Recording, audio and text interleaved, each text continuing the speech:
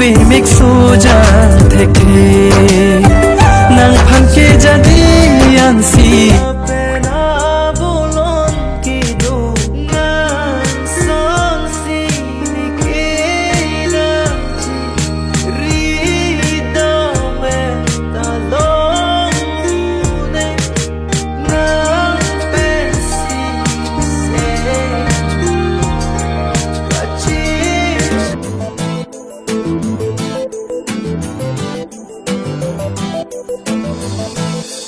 Jong he le nang lang tame nang lang dor de nang phan a hok ma te mang mum lo ma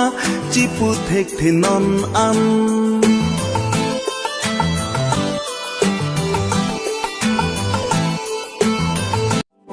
pu thot se ka chi roi thu sing ve ang hap ka chi pu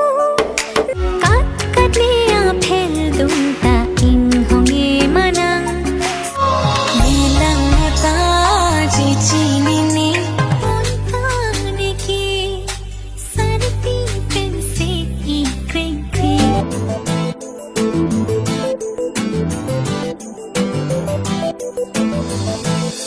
Jong he le nang lang tame